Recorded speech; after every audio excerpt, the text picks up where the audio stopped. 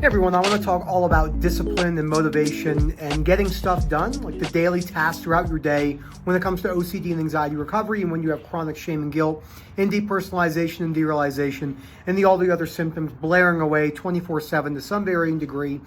Olivia from the YouTube channel, who I also coach, wanted me to do a video on this, and I think it's a really important topic. It's really hard for me to come around to every single thing that people ask because we get asked so many questions on our YouTube channel, but I think that this is a particular question that holds a lot of people kind of in that I really don't know what to do when I have no motivation to do anything.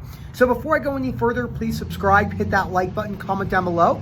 Let me know what you think about this. Ask me any questions. As always, I try to go back 10 videos of the shot. So like the most recent 10 I go through twice a day, morning and at night. It's a little system I have, and I answer all the questions I see. I usually do one or two, so I like to stay very active in the community, getting involved in that. And if you're interested in our coaching and webinar services, please email us at phil@ocdrecovery.com. Again, that is phil@ocdrecovery.com. Again, I'm back in the park. We're probably going to get some probably gonna look like we're gonna get some rain. You can't see anything.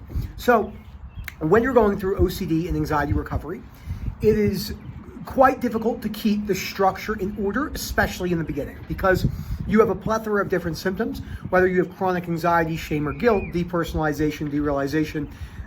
What tends to happen is, I know for myself, I'll use myself for an example.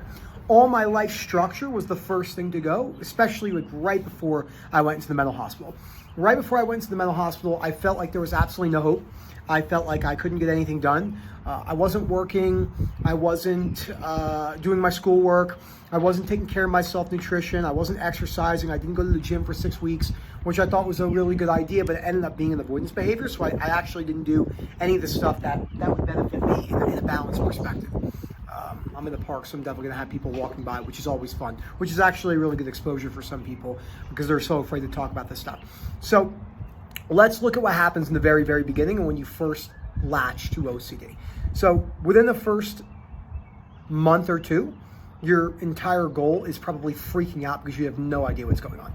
So let's say you get latched with POCD, harm OCD, sensory motor OCD, existential OCD, whatever the obsessive compulsive disorder theme is, the individual will more than likely, their entire life will shut down.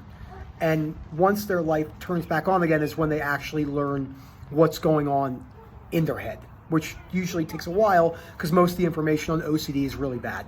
So think about the beginning stages and what we know now compared to what we used to know in the past.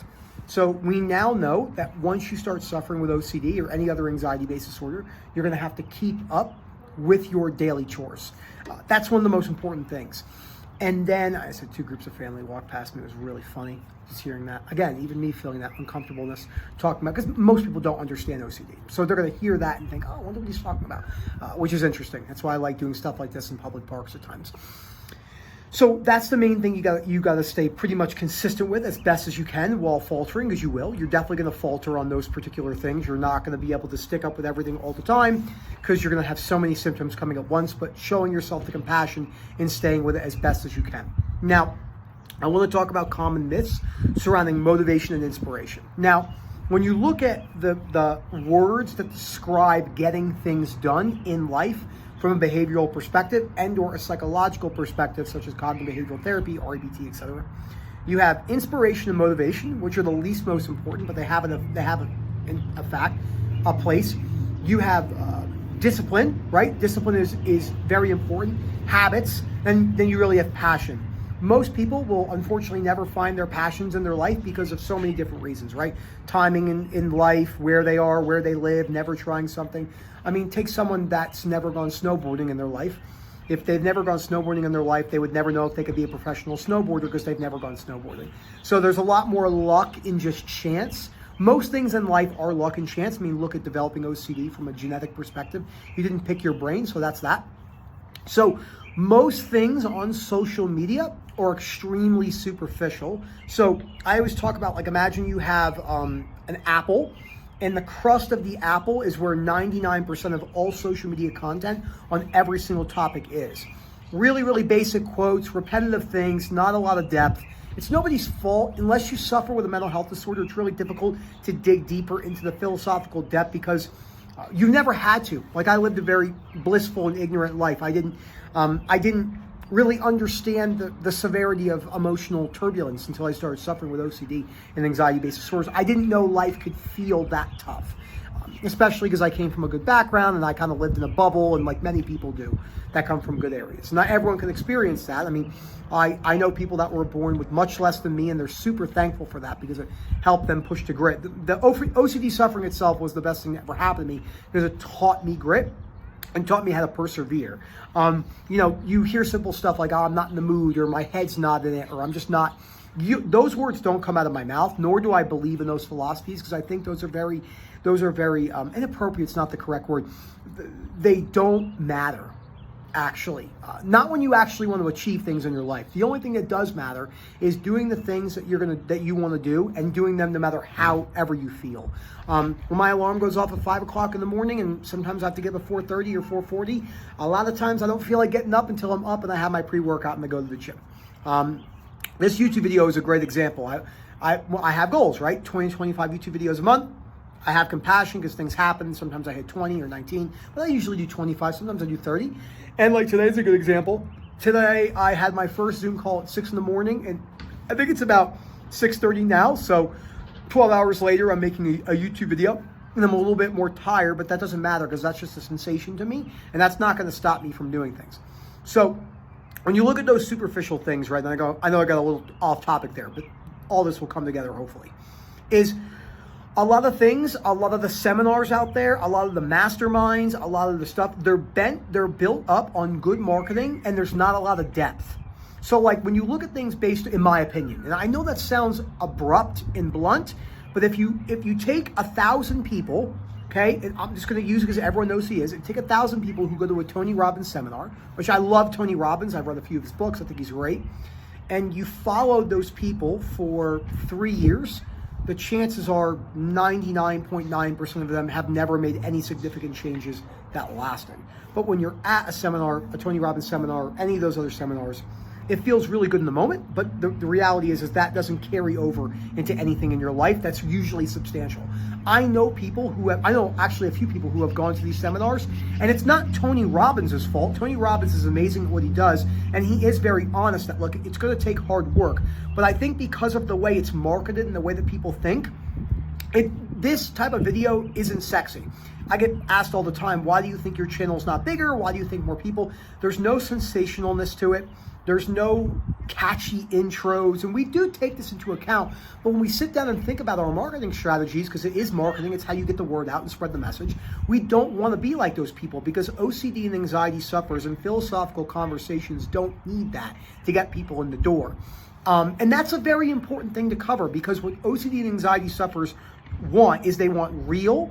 They want being able to connect. They want someone they can joke with. They don't want to be afraid they have to tiptoe around. They want to be able to make jokes how they can, and they want the correct information from people who have been there. That's really what OCD and anxiety sufferers want. So this is why that type of stuff doesn't work. It also devalues the product and what we do. So that's why when people are always like, I'm looking for that motivation and inspiration, that motivation and inspiration, whether you have OCD or not, is still not coming to you in the way that you think it is. So like, look at someone like myself who works out 5 days a week for an hour and a half, and does cardio 3 times a week. And I've been doing this for years and years and years. 95% of the time when I wake up in the morning, I'm not 100% like, oh, let's do it. Sometimes I am, but most of the time I'm not. Once I get to the gym, I have a fucking blast and I have a great time. And hiking is the same way. Like, I'm doing 2 14,000-foot mountains in 2 weeks from today. I have to wake up at 3:30 in the morning. When I wake up, I'm like, oh, God, 3:30 in the morning, and then I got to drive to Utah the next day because we're going on vacation, me and my wife and my friends. It's a lot, and I think about that. But I also want to experience something, so I do it. So I don't use motivation and inspiration. It's like any other feeling. If I feel connected to my wife, that's amazing. If I don't feel connected, it's not the end of the world. So you really want to look at the things that you want to do in your life, and then just set yourself some guidelines that are strict, but they're not extremely rigid, saying that you're going to put the effort in order to reach those things. And that is the number one thing that's holding many people back in their lives. Because, when you look at the things, people ask a lot about, I got asked this today on a one-to-one, how do you get so much done? I mean, you have your business, you have all the coaching stuff, and that's full-time in many ways. You have all the content, you have the hiking, you have the exercise. It's not easy by any means, and I don't need to do that to prove some sort of self-worth for myself. I just enjoy doing that. Anyone that's struggled with addiction before, whether it's drugs, alcohol, adult websites, or any other thing that really can be a problem in their life, there's a fear component to this, but you hear the cliche statement, idle time, idle hands, and people like us can lead to bad things. I don't think about that, but when you're recovering from a drug or something like that, a lot of people are afraid of that. So I know for my life and the way I like to live, I like to push the limits in many different ways. And I push the limits on my hiking, I push the limits on exercise, I push the limits on my knowledge and reading. And I do all this because I want to, not because I have to, and I don't ever think about how I'm feeling. So that's the number one thing that holds people back, is they're waiting to feel a certain way in order to do something. And that is a really big ass dog. Holy crap. There's a massive dog, dude. It's like the prettiest dog ever. And there's like a little corgi who's like, oh my God. Dude, that thing is massive. That thing would eat Daisy. Daisy would be wrecked, dude. I would wreck it though. It would wreck Daisy, but then I would give it a smack. How you doing? It would definitely rip my head off, 100%. I would scream like a little baby. So this is the fun part. And it's another interesting thing too, and is when you look at the things in your life that you want to accomplish, if you took the behavioral route, the majority of the time, you're going to give yourself a much better chance of reaching those goals. Obviously, if you just drop the idea that you need to feel a certain way ever. The problem is we're falling into a really problematic era in human civilization. AI is going to have great pros and cons, and extreme pros and cons too. It's not going to be like kind of pros and kind of cons. It's going to be extreme pros and extreme cons. All the social media, pornography, virtual reality, video games. People are becoming inherently, extremely behaviorally lazy. They're not lazy people. There's no such thing as a lazy person, because that means every act they would do is lazy. That's the same premise between a good and bad person. No such thing as a good and bad person. But it's something to be aware of.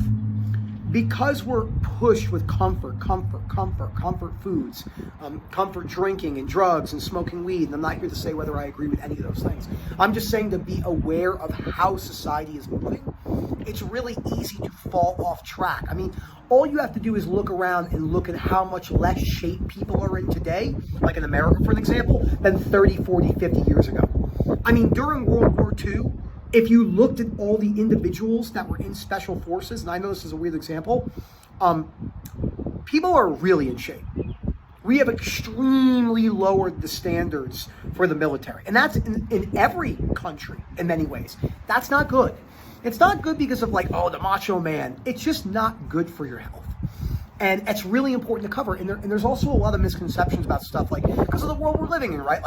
You can accept yourself. But a lot of people confuse acceptance. Accepting yourself does not mean saying, okay, I accept myself unconditionally, because people misinterpret unconditional acceptance all the time.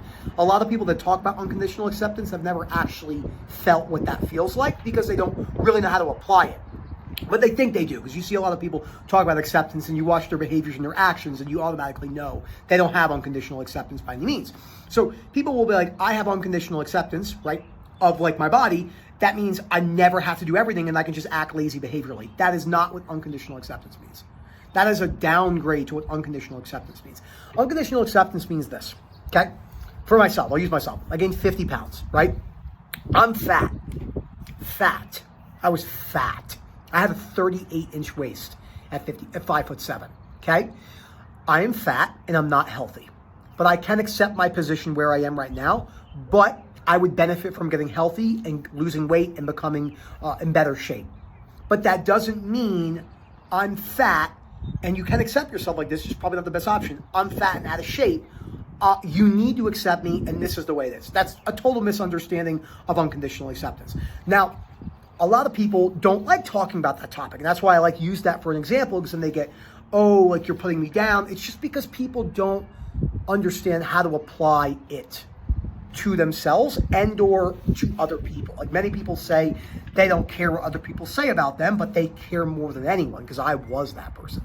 So I know this turned into more of a philosophical talk from the topic of just, I might just title this video Life Principles or something like that, instead of just motivation and discipline, because I have kind of gone off on a little bit of a tangent. But these type of videos are good. And when I'm at the park like this and I'm looking around, I'm thinking about the progress I made and everything in my life, it adds up, and it matters a lot, because you know, there's so many different areas to talk about when it comes to motivation and inspiration and why people aren't doing things. And like the weight example was a great one. Video games is another one. So is pornography. I mean, like, again, can you balance pornography? Sure. I had a horrible time doing it. Could you balance video games? Sure. I had a horrible time doing it. The hardest thing is because people go, well, that person can do it. That's like speaking to an alcoholic who struggles with alcoholism, saying, well, that person can drink. Amazing. They can balance it. You can.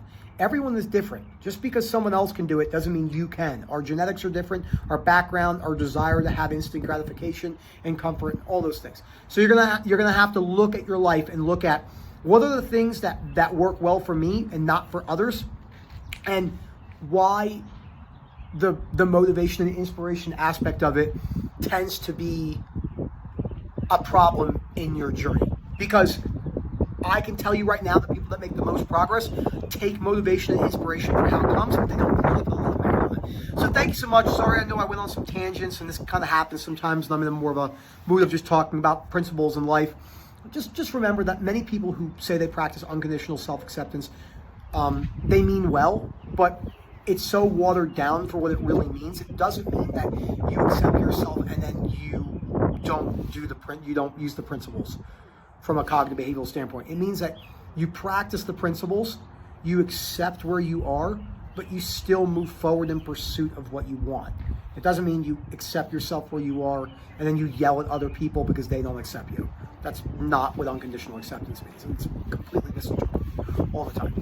So thank you so much for watching. As always, if you want to subscribe, it's phil@ocdrecovery.com. Again, that is phil@ocdrecovery.com.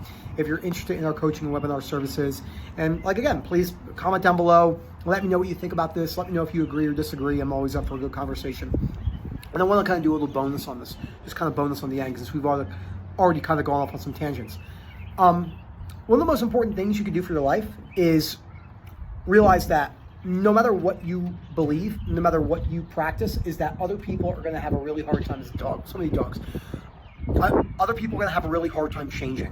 So when you're presenting information to someone, the best thing to do is not yell at them and shove it down their throat, because it's really hard for us to change, let alone other people to change.